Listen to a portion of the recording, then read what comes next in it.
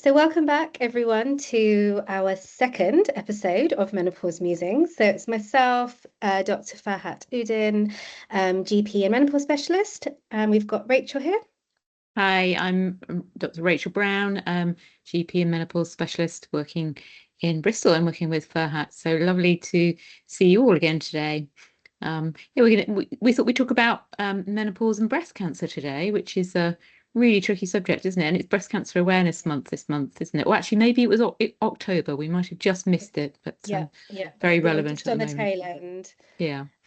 Yeah, no, so yeah, it's a really difficult topic, and having spoken to lots of women recently who've gone through breast cancer treatment and gone into the menopause, I think it's just become all the more apparent to me how important this topic is and how much it's missed and how treatments, are not being spoken about and women aren't given the information that they need. So Mm. hence why, me and you are going to try and touch on it. It's a huge topic, isn't it? Yeah. But we can at least we can try and scratch the surface today. Hmm. And I think the bottom line is for those women who do have breast cancer, just to to understand and realise that don't suffer in silence because you're much more likely to get symptoms of the menopause, and there are things out there that we can do to help. So that's the 10-second summary of what we're going to chat about. Absolutely. There are always options. Yeah. And it can feel like a bit of a minefield, but hopefully we can shed a bit of light on what's out there. So even if it's not now that you act on it, it's something that you can act on when the time feels right. Hmm. Yeah. So why don't we start off with talking about how common it is and what the risk factors are? Yeah, I remember reading before that it was 1 in 8 women who were affected with breast cancer, but it's now 1 in 7 that I've read. Mm. So it is more common now, and women are being diagnosed earlier. So I think that's part of it, why we are picking up more cases, aren't we? Yeah. And I mean, the reasons, I think it's multifactorial.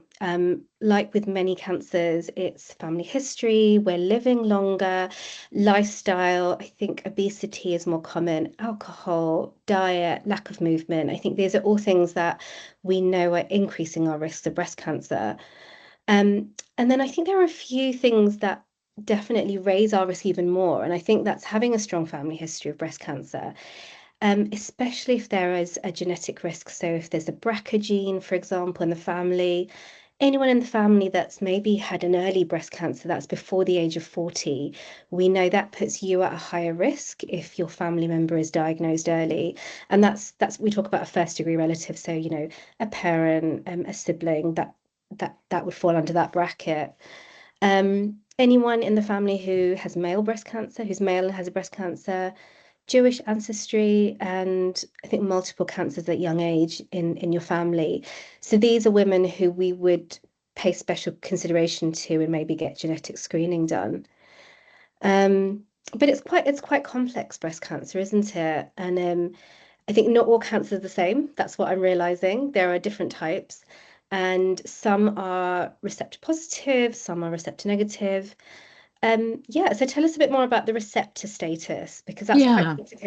complicated for some. It is, and it's an emerging field. I think when I first qualified as a GP 30 years ago, nobody knew anything about receptor status, and it was just you had breast cancer, but it's become a lot more complex than that. So the majority of breast cancers are now classified according to their receptor status, and the receptors are sort of proteins on the cancer cells that they can drive the tumor growth, and they can be bound by estrogen and progesterone. So cancers that are estrogen and progesterone positive um, in their receptor type are the commonest type, and those are the ones that respond to the hormonal treatments. Um, Mm. there's also something called HER2 positive, and that's another receptor. So if you get a diagnosis of triple positive, then that's estrogen and progesterone and the HER2 receptors. So that's three different receptors. And according to which receptors you've got on your cancer, that dictates what treatment that you can have. And it also affects the likelihood of recurrence and the severity of the disease.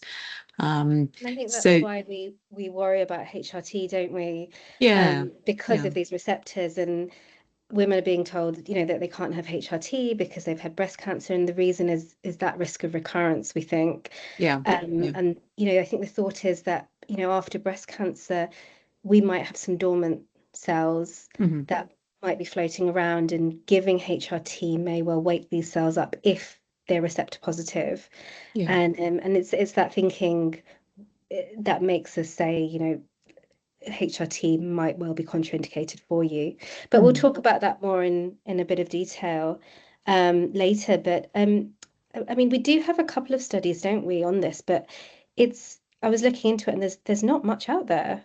No, no. Just to go back to the receptors, just briefly, just to say that if you have what's classified as triple negative breast cancer, so you don't have any of those three identified receptors, then the current evidence is that you don't have an increased risk of recurrence with HRT usage.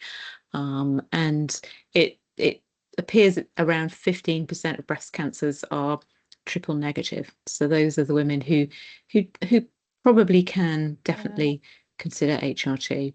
yeah, So yeah, so just going on to the studies, there were a couple of studies that were done in the late 1990s. There was one called the Habits study and another one called the Stockholm study. They're both quite small studies, and they were looking at patients who'd had a history of breast cancer, and looking at the risk of recurrence of breast cancer if they used HRT.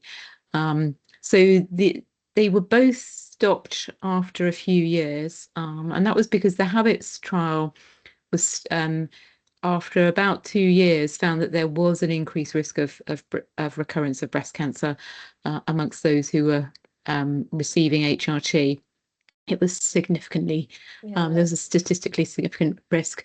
And so the guidance was that both of those ought to have stopped. Mm, However, when you look back at the second study, the Stockholm study, that actually went on for 4 years and didn't show that didn't, there was an yeah. increase.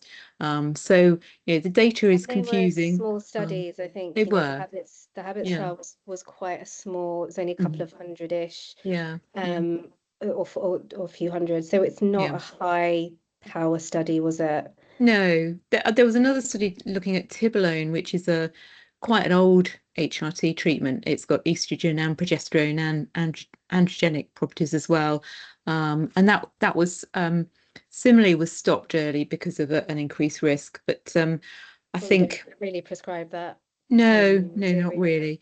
Mm, So that what people have done is they've done what's called a meta-analysis. So they've looked at all the trials that have been done, with patients who've got breast cancer, and trying HRT, and they've summarised them to find that there's probably about a 1.8% increase in risk of recurrence in triple positive patients.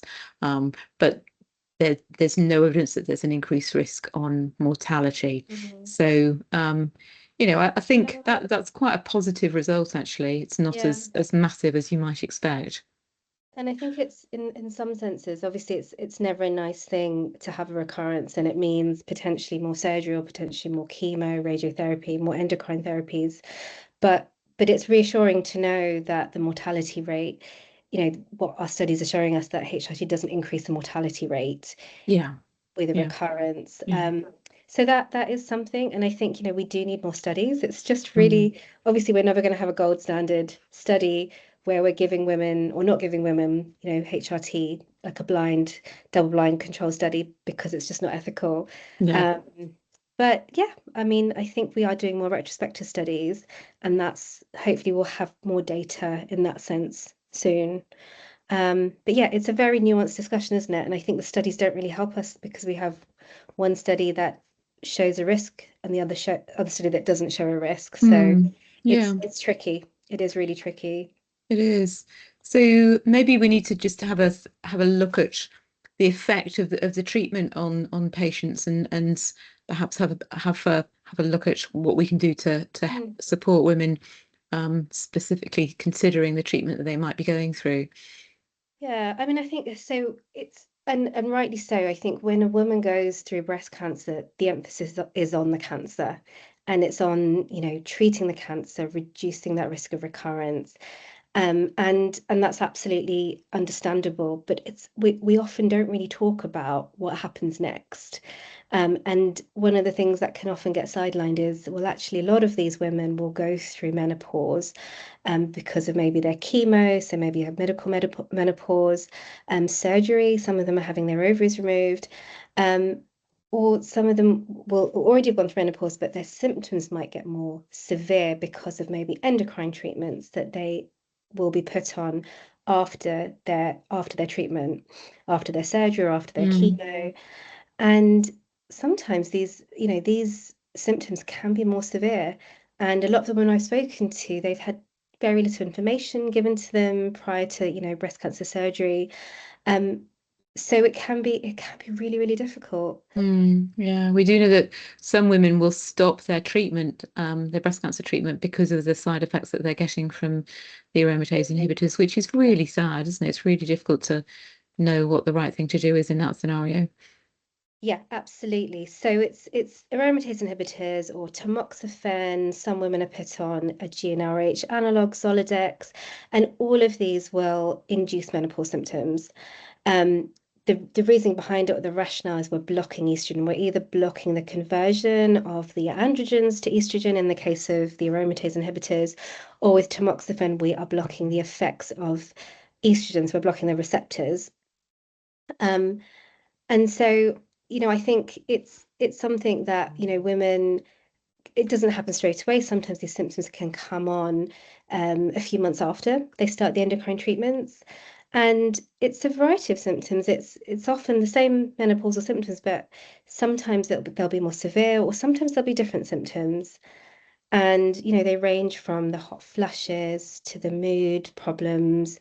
Joint pains are really, really common on the aromatase inhibitors, and bladder symptoms. Bladder frequency, bladder irritation can be really, really troublesome for some women.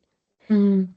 And I Um, think just I saw a patient today who's on exemestane at one of the aromatase inhibitors, and she's really struggling with her cholesterol at the moment, and she's been put on some treatment by one of my colleagues. And I said to her, "Well, you do know that the exemestane may be making that worse," and she wasn't aware of that. She hadn't been advised of that by her oncologist. So there are lots of other complications as well as the yeah. menopause symptoms that we need to make sure that patients are aware of. Yeah, and it's difficult because, of course, I think oncologists are very good at what they do, but sometimes it's very targeted, isn't it? They are Mm, very focused on preventing that cancer.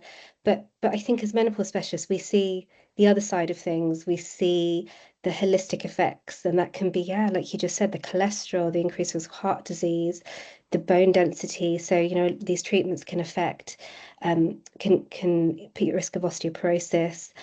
And the symptoms, the genito-urinary symptoms, well, I see women who come in with urinary urosepsis, um, because of the genito-urinary syndrome of the menopause. And, when we think about that holistically, well, actually, it's not just about preventing recurrence, it's also making sure these women have a good quality of life, and we're not mm. increasing their morbidity and mortality through other avenues.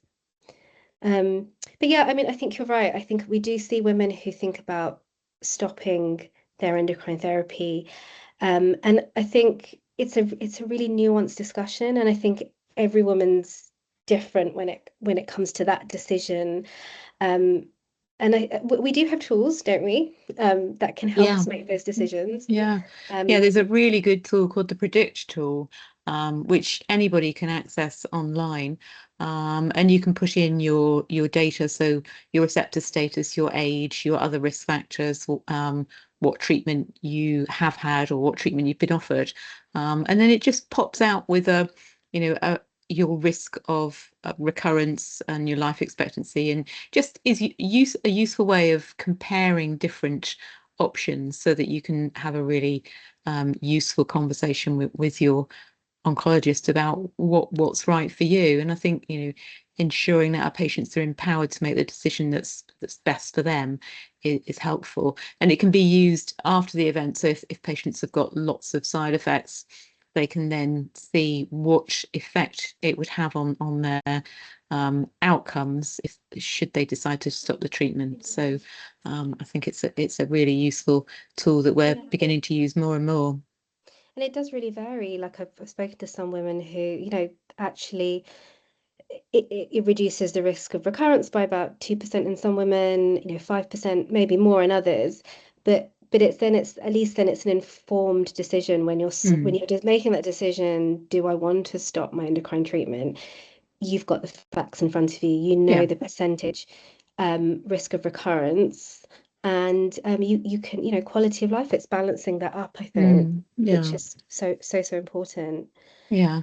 But of course we wouldn't advocate considering stopping treatment without, a really robust conversation with your oncologist and your GP. And I think, Trying other things first. yeah. So there are lots of Because other things that mm, obviously we can focus on initially. And, that starts with just the basic pillars of lifestyle medicine. So making sure that you're getting some good exercise on a daily basis, you're getting out in the sunshine, you're getting your vitamin D, that you're avoiding smoking and alcohol, because we know that that does worsen vaginal symptoms, and it does make flushes worse as well. So, avoiding both of those is mm, a really important factor. Lots of exercise is really good for everybody. It'll help with the risk of osteoporosis, and it just helps with general well-being.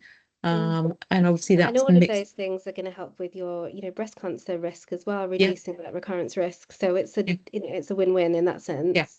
yeah. Yeah, absolutely. And anything that you can do to help with improving your sleep is always going to be good for your risk of recurrence, but also for any sort of menopausal symptoms. So, having a good diet and having regular exercise will ensure that your sleep is better. Um, and we, Yeah. we all know about focusing on our diets, don't we? So making sure that it's high in protein, it's generally plant-based is perceived to be better, and a Yeah. good Mediterranean diet with lots of fruit and vegetables, and um, avoiding ultra processed foods. There are lots of studies and lots of guidance out there about different things to avoid after breast cancer. But I think, just being sensible and appropriate about what you eat is the best path to tread. Mm. There's emerging advice, isn't there, about looking at your biome and trying some fermented products. And I think that's become really popular at the moment. Yeah. Um, and, as we've said, focusing on things that will lower your cholesterol, but also lowering your cortisol levels. So, focusing on yoga and Pilates, Mm. and generally having a sort of calm mind will be good. There are lots Yeah. of things that we can do to help support women in all of those respects, and Mm. we can talk more about each of those, Yeah. couldn't we? I think it's about finding what works for you. And, Mm, if you're struggling with joint pains, going to the gym might not be the right thing for you, but more gentle exercises like Pilates or yoga might be easier on your joints. Or finding something that works for you, like maybe exercising with a friend. mm, 'Cause we know that, just that social connection is going to help with our mood and is going to help with our stress levels as well. So, and I speak to women who've had breast cancer and they have friends who say, "Oh, what can we do for you?" And reach out to them. Ask them, "Let's go for a walk together." These are things that you can that will help. So mm. even really small changes, small lifestyle changes can make a huge impact on our mental health and our physical symptoms as well. Um, Definitely. but for some women, they just can't get off the couch. I've spoken to someone and they're like, well, it all sounds well and good, going out, doing exercise, getting some sunshine, but actually sometimes those symptoms can be so severe that Mm. with all the will in the world, that just it's just not going to happen. And I think, there is help out there, isn't there? Yeah, yeah. So there are some things that are prescribable for different symptoms. So there's a Mm, new drug on the block called fezolinetant. It's a neurokinin 3 receptor antagonist, which sounds very impressive, doesn't it? But it's recently been licensed, and it's been through. I think it's going through a nice review at the moment. And it's a non-hormonal medication, and the evidence is that it seems to be really good for helping with severe hot flushes and night sweats. The research so far has been brilliant, and certainly we've seen patients who've done really, really well on it. There's a study that's just started that's looking at patients with breast cancer receiving fezolinetant, and I think the results of that are expected in a couple of years. But there, there doesn't seem to be a reason why it would be a risk for patients who've got breast cancer. The only And I thing was to reading, there's a new kid on the block as well, in the same class, the yeah. eleutheritant. And the studies have actually been done on, I think it's the Oasis 4 trial, on women on endocrine treatment post breast cancer. And it was showing really good outcomes on hot flushes, but sleep as well, interestingly. And that those are the two symptoms, that are quite common, that women seem to be struggling with post on their endocrine treatments. And yeah, so sleep as well as hot flushes, which is Yeah. really, really good to know. You do just need to check liver function when you start that, just because there have been some reported cases of slightly altered liver function after taking this. But I think it's going to be quite revolutionary for quite a number of patients. So And that's really how encouraging. easy is it to get hold of, though? So this is, we were just discussing this earlier, weren't we? Yeah, Because well, up till now, I've not prescribed it on the NHS, mm, and I've prescribed it privately. So it has MHRA approval, but as you said, it hasn't quite got NICE approval yet. Is that right? well, I'm not sure because I did prescribe it on the NHS today. So I will. It may be that it bounces back to me tomorrow, but I think we might now be able to prescribe it. So that's really exciting. Yeah. Well, let's see. Fingers crossed. I Yeah. mean, so it is available on a private prescription for sure. So whether, your GP is happy to do that, but some are, or they can refer you to a menopause specialist who would be able to prescribe that for sure. Mm, mm, Can be a bit expensive. I think it works out, it's about £36 a month. mm. But lots of women do report that it can be revolutionary, Yeah. changing. And as you said, it's non-hormonal. So although the trials haven't quite finished, we don't think there's any theoretical risk in terms of recurrence. So that's huge, I think. Yeah, yeah, and that's really exciting because it's a specific drug that's been seems to have been formulated particularly to help with that specific symptoms. But there are other drugs out there that we use Yeah. for other things that we can also use to help with things like hot flushes and bladder symptoms Yeah. and pains, aren't there? So There's quite a range. There yeah. is, and I sort of see it as we have like a menu almost of different drugs, and what works for one woman might not work for others. And as with most drugs, they come with their pros and they come with their cons. So side effects Mm, can be an issue.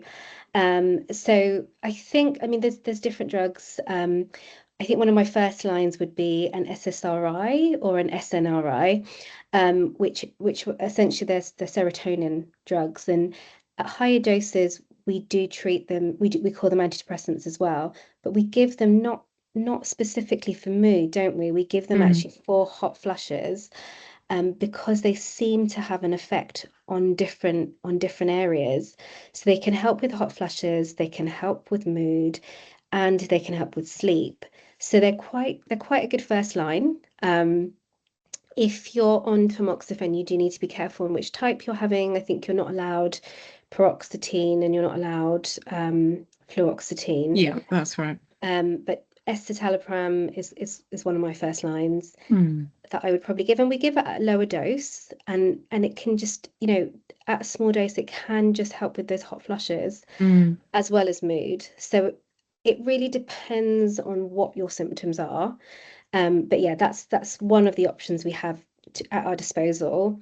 Venlafaxine is an SNRI. Again, it's often used as an antidepressant, but we give it at lower doses. And it can really help as well with mood. It can help with hot flushes. And it can be a case of just trying different ones. If you haven't got on with one of the SSRIs, trying an SNRI, you may get on really well with that. Um, and then we've got other drugs as well. So another one that we've started prescribing for hot flushes is oxybutynin, which is actually a bladder medication, isn't it? Yeah. We we give it for urinary incontinence. We give it for frequency and urge incontinence is what we prescribe it for. So it does seem as a side effect when we've given it to women, it does seem to help with hot flushes. So again, we could that's another drug we have at our disposal, which is quite useful if you are having urinary frequency, which we know is one of the menopause symptoms that lots of women struggle with, getting up at night frequently because they need to urinate. So a small dose of oxybutynin at night can really make a difference to their hot flushes and to their urinary frequency. Um, and then there's another class of drugs called which are the neuropathic painkillers, but they also help with hot flushes. So that would probably be my third line. And th those are known as either gabapentin or pregabalin. Again, we give them at a small dose, and they're actually quite good for joint pains as well. So they help Mm, with hot flushes, they can help with mood, they can help with sleep. And one of the things that lots of women struggle with is the joint pains. mm, And I found that probably pregabalin out of the two seems to work quite well for joint mm. pains. Yeah. So if that's the one that you're struggling with, that might be your drug of choice. Yeah. There, But what I do say is if one doesn't work for you, try something else because often what will happen is it's one will work for one woman and not work for another, and you can sometimes try a couple before you get the one that works for you. mm, yeah. And there are other options out there as well, aren't there? I mean, there are some studies that show that acupuncture can be helpful for Mm, joint pains and for flushes, and also sort of CBT techniques and relaxation as well. Um, and there are also, supplements that might be worth considering for some people. Certainly I advise all my menopausal women to be taking high dose vitamin D, and that's going to reduce your risks of osteoporosis, but probably help with joint pain as well. And then there are other things like omega fatty acids and glucosamine and chondroitin, which have got a little bit of evidence for joint pain. Um, and there's also evidence for other vitamins and so on that we can use for flushes as well. Um, yeah, just on the note of arthralgia, I read somewhere that if you think it's induced by aromatase inhibitors, and you try stopping them, then generally the joint pains will resolve within mm, 2 weeks. So sometimes just having a trial off treatment just to yeah, see a drug whether it holiday. is, Yeah. yeah, can be quite useful. It doesn't mean that you're stopping it continually, but at least then you know that that's what the cause is, and you can then consider your options in a more meaningful way. And options are sometimes actually switching between your aromatase inhibitors Mm, can yeah. can really, really help. So, for example, letrozole, you can switch quite easily to one of the other aromatase inhibitors.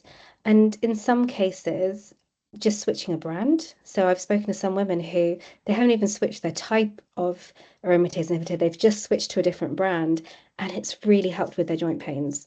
It's weird, So isn't it? it's weird, but whatever works. And Mm, it's just actually going to your specialist and advocating for yourself and saying, I am getting these joint pains, and I would like to try a different brand, or I would mm, like to try a different aromatase inhibitor. And then going back to that predict tool, actually looking at what your risks are mm, of recurrence and seeing what, well, actually, if you switch to maybe tamoxifen, what is the difference in your risk? And if it's marginal, for some women, switching to tamoxifen is a really good option. And as long as their oncologist is on board, and it's always a conversation with their oncologist, isn't it? yeah. Before we make these changes. Um, if they're on board, then that might well be, what works for you, switching to Mm, tamoxifen. But it's definitely worth exploring these options. And again, you were talking a bit about, the changes in cholesterol, the changes in your cardiovascular risk factors with these. And if you've got joint pains and you're not exercising, mm, it just it it just exacerbates these risk factors. So we really want you moving. We really want you getting up and getting some sort of exercise, and there are ways. So we can definitely try these swaps and changes and medication to help with joint pains. Yeah, absolutely. Should we talk Um, about genitourinary yes, symptoms? Because yes, that's another big absolutely. area, isn't it? Oh, so this Um, is, one of the biggest areas that I find that women really struggle with mm, on these endocrine treatments. Yeah. yeah, yeah, So what would you recommend in the first place? So, and again, it can happen, sometimes it happens quite soon after starting endocrine treatment. Sometimes it can happen a couple of months in. yeah. And it's usually, extreme dryness, pain on intercourse, urinary symptoms as well. Some of the women I've seen who are, tell me that they bleed on wiping with toilet paper. It's that Mm, bad. yeah. Um, so Terrible. yeah, so what can we do? What Mm. can be done? Yeah, so there's a lot of things that we can do. So we do know that it's likely to be due to accelerated vaginal atrophy, which is the normal process that happens after the menopause anyway.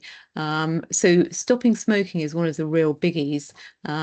So we would encourage all women to stop smoking, and the type of products they're using for the shower and so on, would be, it's worth making sure that they're using things that are non-fragranced, Mm. and just simple, basic, nothing Avoiding those complicated. bath bombs. Those bath Yeah, bombs are dangerous, aren't they? absolutely.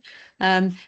There is evidence actually that regular sex can improve vaginal atrophy. That's worth knowing just to encourage patients Mm. that they don't need to stop having sex. And some women will also use pelvic floor physio, and that seems to be very helpful for lots of women. There are lots of really good non-hormonal topical Mm. preparations out there, which patients can either buy or they can be prescribed on the NHS. So there are what we call lubricants and also moisturizers. So the lubricants are generally what we would use during sex. And then there are moisturizers that restore elasticity and Mm. correct the vaginal pH. And those can be used all the time. They tend Yeah, to work for quite a few days. And so they can be used sort of every 2 or 3 days just to sort of build up the moisture. And there are various different ones called Yes, and yeah, Silk that's the and one I Hyalofem. recommend. Yeah. So Yes is a really good brand for both the lubricants and for the moisturizers. Yeah. It's pH balanced and it doesn't have any of these nasty perfumes that can irritate. Yeah, and then there is emerging evidence that actually vaginal estrogens are safe to Mm. use. Um, and we Yeah, certainly it's a tricky area, isn't it? Because mm, yeah, I think there's still some hesitancy, but the consensus amongst specialists is that, as after what definitely once you've finished your endocrine treatments, it is safe to give, and we can give it at quite a low dose. We have a couple of low dose preparations, don't we? yeah. Um, there's a gel called Blissol, and then there's a little pessary called Invagis, and both of those are low dose estrogen preparations. So for anyone who has stopped their endocrine treatment, who has stopped their aromatase inhibitor, or actually even if they're on tamoxifen, we would consider giving them vaginal estrogen, and it can Mm, be a complete game changer. So I think if you've tried these vaginal moisturizers and you've tried the lubricants for intercourse and things are still really tricky, it I would definitely reach out and get yourself or try and get yourself some vaginal estrogen. yeah. I w- Um, I I was once told that using vaginal estrogens for a year is approximately equivalent to one HRT tablet in terms of the dose. So I use that when I'm talking to anybody who I give vaginal estrogen, just to say, the risks are extremely tiny. The amount that's absorbed is so small. And yeah. then there are some other things out there, aren't there? So not the normal vaginal estrogens, but there are a couple of other preparations that we can use, that work in a slightly different way. It says DHEA, isn't it? Isn't there? Mm, Or progesterone. So DHEA converts to testosterone and estrogen, and we think that it actually converts within the vaginal cell wall, so there's less risk of absorption. Um, I don't think again, I think this is all theoretical. We don't really have the studies, do we? no. Yet. But it's definitely one of the ones that we're looking at, and looks promising, I think. Mm. Yeah, so that's a vaginal pessary, isn't it? And then there's Mm. ospemifene, which is a tablet, isn't there? Yes, and that it's a selective estrogen receptor modulator. So it acts as an agonist in the vaginal mucosa and it improves vaginal pH and reduces the dryness. Yeah, so that's another good one. I've not prescribed that yet, have you? No, I haven't. Um, No. I don't know how widely available that one is actually. Um, I have, yeah, so I do prescribe the vaginal estrogens quite a lot. And I think even with the aromatase inhibitors, I think there is now some emerging studies that it might well be safe, even with an aromatase inhibitor in some women. mm, So I think it's still something that, is worth a discussion with your yeah, oncologist. yeah. And if you do get the go ahead, that can make a real difference, even on aromatase inhibitors. Or they might think about switching you to tamoxifen. And in Mm, that case, you would be able to safely use a vaginal estrogen. yeah. And then if all else fails, I do have a couple of patients who've been using some laser therapy. Um, Hmm. the evidence isn't particularly clear, and obviously it's going to be expensive, but I think there are a couple of different treatments out there. I think there's one called Mona Lisa Touch, and there's another one which is called Juliet. So they both seem to work by improving it improves water absorption within the vaginal Yeah, wall and therefore just helps with connective tissue function.